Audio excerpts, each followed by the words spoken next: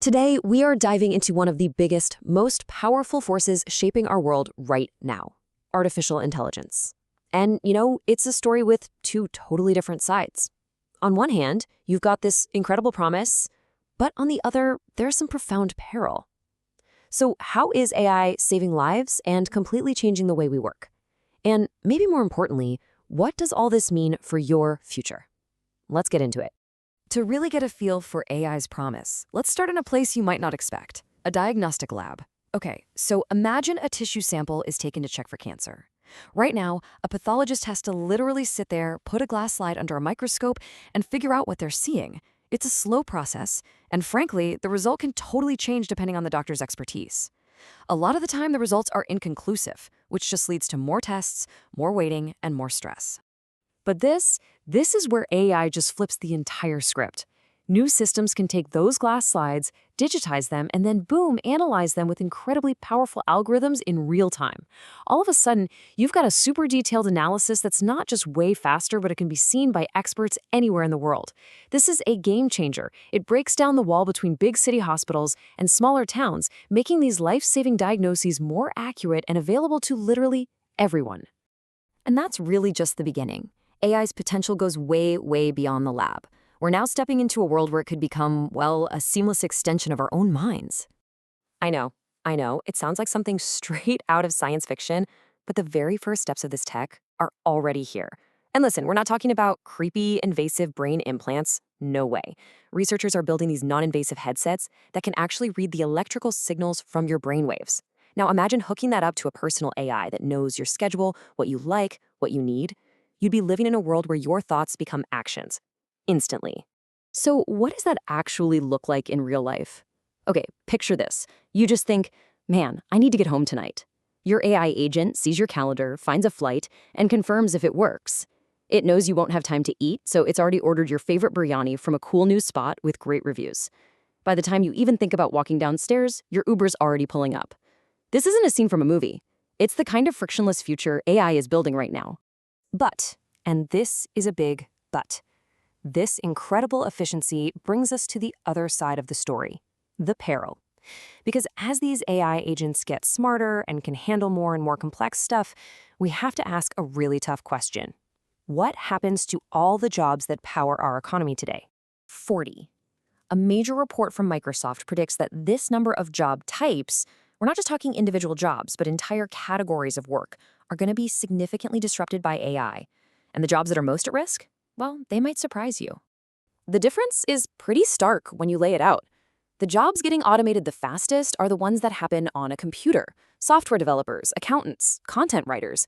Basically, any job that follows a clear set of rules, an if this, then that kind of logic.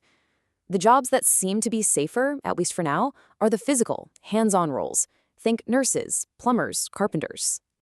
And look, this isn't some 30-year forecast.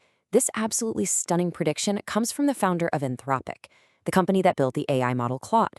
He believes half of all entry-level jobs could be automated in just 5 years.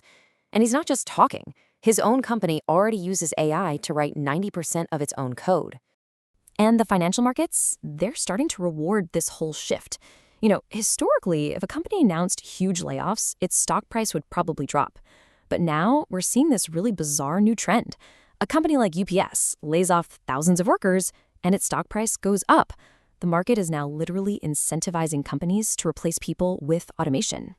Now, this global disruption doesn't hit every country the same way. To see why, let's zoom in on a perfect example: India, where the traditional business model was built on a completely different idea. This quote just nails it, doesn't it? For a long time, the solution to any business problem or inefficiency in India wasn't to build a better system. It was to hire more people. Don't have time to do research? Hire 3 researchers. Office is a mess. Hire a manager to manage the mess.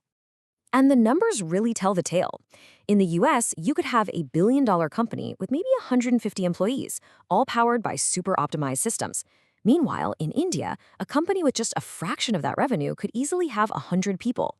This whole model of using human capital to patch up broken processes, well, it's been the backbone of the economy. And here is the fundamental problem. The very inefficiency that created millions and millions of jobs is exactly what AI is built to get rid of. Every single role that was created to fix a broken system is now a prime target for automation. This threatens the very foundation of that entire economic model. Okay, but it's not all doom and gloom. Not at all. As the old ways of doing things start to fade, a massive new world of opportunity is opening up, especially for anyone who's willing to adapt and start building the next generation of businesses. Which brings us to this key new idea, service as a software. It's not just about selling a product anymore. Think about customer support. An AI could probably handle 95% of every question that comes in. And then for those really complex problems, a small, highly skilled human team jumps in.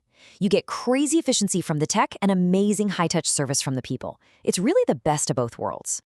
So, where are the biggest opportunities right this second? Well, 3 huge pockets really stand out. First, building AI agents that can find new customers for small businesses. Second, creating AI voice agents that can handle sales and support calls. And third, becoming a consultant who helps companies automate their own internal stuff. Each one of these is a potential billion-dollar market, just waiting. So this really brings us to a personal choice, right? You can be disrupted by this massive change, or you can become the disruptor. And the key is learning how to work with AI. Trust me, it's easier than you might think. It all starts with learning the new language of getting things done. Seriously, forget about complex coding. The main way we're all going to talk to AI is through conversation. The skill is called prompting, and it's less about being a tech whiz and way more about logic, being clear, and just plain old common sense. Giving the AI the right instructions and the right context is what separates a generic, totally useless answer from a brilliant, game-changing one. Okay, so here's a super simple formula anyone can use to get way better results. First, give the AI a role. Tell it, act as an expert sales copywriter. Second, state your objective. Your job is to write an email to get my boss to approve my vacation. Third, give it context. My boss is super busy and really values efficiency. And finally, include the specific data, like the exact dates you need off. This simple little framework will dramatically improve the quality of what you get back from any AI. So, here we are. We're at a massive turning point. AI is completely rewriting the rules for everything, for medicine, for business, for our careers. The playbooks our parents followed, they're basically becoming obsolete. The disruption is real, for sure. But you know what? So is the opportunity. The only real question left is, what role are you going to play in writing whatever comes next?